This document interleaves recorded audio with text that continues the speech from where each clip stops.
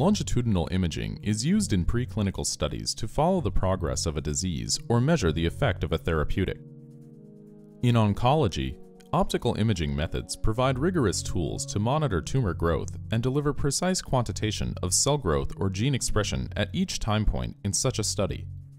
However, these optical techniques cannot directly account for changes in the underlying structure. These anatomical changes can be measured using high-resolution techniques such as micro-CT. For longitudinal imaging, a low X-ray dose is essential to minimize the effects of the cumulative radiation on the underlying biology. These optical and micro-CT images can then be co-registered to provide a combination of functional and anatomical data, ensuring that the maximum amount of information is extracted from the animal model. Today we will demonstrate how to monitor tumor metastases and follow osteolytic lesion development using optical imaging and micro-CT. The Quantum FX performs CT at a very low radiation dose. This allows for longitudinal monitoring of osteolytic lesion development with a cumulative radiation dose far below LD50 levels. In this experiment, cells from a human mammary tumor cell line expressing the luciferase gene will be used as an optical indicator of tumorigenesis in vivo. This cell line was created from a spontaneous lymph node metastasis that originated from a D3H1 mammary fat pad tumor and is known to aggressively form metastases.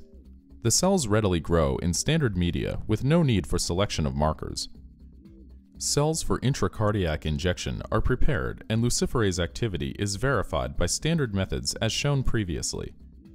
Prior to intracardiac injection, the animal is anesthetized using 2% isoflurane and a toe pinch is performed to confirm deep sedation. The hardest part of this procedure is the intracardiac injection of the animals. To account for any unforeseen situation during the injection, it is helpful to have more than the required number of mice on hand. 1 to 3 million cells in a volume of 20 microliters will be injected into the left ventricle of each animal. This cell suspension also contains 150 micrograms per milliliter of D-luciferin to validate the injection technique. To inject, insert a 30-gauge needle attached to a 1 cc syringe into the second intercostal space, 3 mm to the left of the sternum, and aim centrally. Pull back slightly on the plunger while slowly advancing the needle.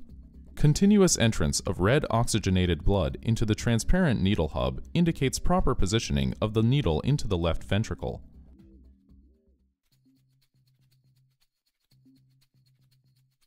After confirming the success of the intracardiac injection, metastases of the tumor cells is monitored by bioluminescence imaging using the IVIS spectrum in vivo imaging system. To begin this procedure, place the anesthetized mouse in an imaging shuttle.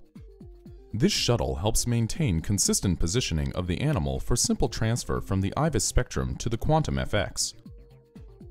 With newly developed Living Image 4.1 software, optical and CT images can be co-registered based on a fiducial in the CT image.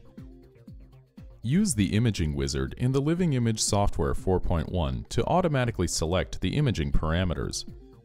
Depending on the nature of the experiment, multiple images can be acquired and compared in longitudinal studies covering seconds or months.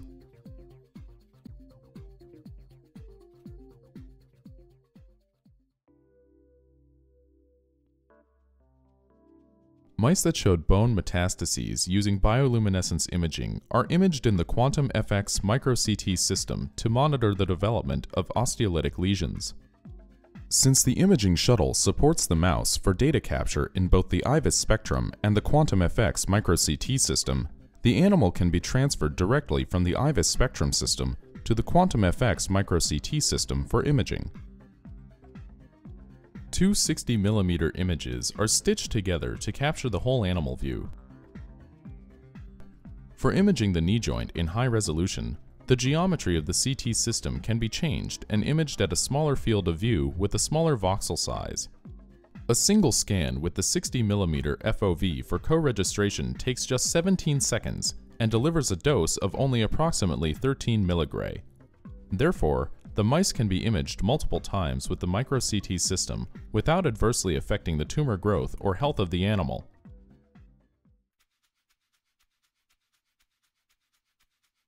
Once images have been captured on both the IVUS spectrum and Quantum FX micro-CT system, the data is co-registered. To accomplish this, micro-CT images are exported as DICOM files and loaded into the Living Image 4.1 3D multimodality tool. In the Living Image software, run the D-Lite program to obtain the 3D reconstructed optical signal. The automatic co-registration feature of the software can then be used to detect the fiducial to co-register the optical BLI signal to the micro-CT image.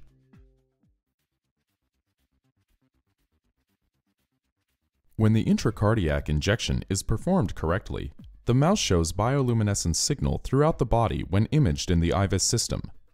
In contrast, if the cells are not injected correctly in the heart, the bioluminescence signal will be localized, as shown in this example where cells were incorrectly injected into the right ventricle.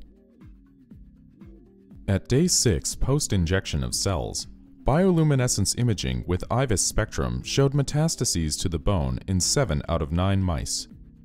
To obtain more anatomical details of the osteolytic activity due to tumor development, mice were imaged in the Quantum FX micro-CT system. On the top of this graph, the bioluminescent images showed tumor progression longitudinally. The CT images revealed osteolytic lesion developed on day 10 and progressed rapidly during the course of the study. Co-registered datasets can be analyzed quantitatively to monitor multiple parameters during disease progression. Here we are tracking growth of the metastatic tumor together with the development of the osteolytic lesions in the bone. As the bioluminescence signals near the knee increased, we observed osteolytic lesions at the distal femur and proximal tibia. These femurs were segmented and registered using a mutual information-based routine. After thresholding, bone volume was measured in the slices nearest to the knee and showed a steady decline from day 20, with 23% of the bone mass lost by day 32. This set of images show co-registration of BLI tumor signal with micro-CT. CT imaging not only allows direct assessment of bone lesions, but also provides anatomical reference of the tumor locations. We have now demonstrated a non-invasive method to monitor tumor metastases and follow osteolytic lesion development using optical imaging and micro-CT. Using the luciferase-expressing cell line, METs can be seen in less than a week, while osteolytic lesion development can be visualized at 1 week using micro-CT. The quantum effect was used to monitor bone degradation over the course of 5 weeks without any adverse effects on the mice.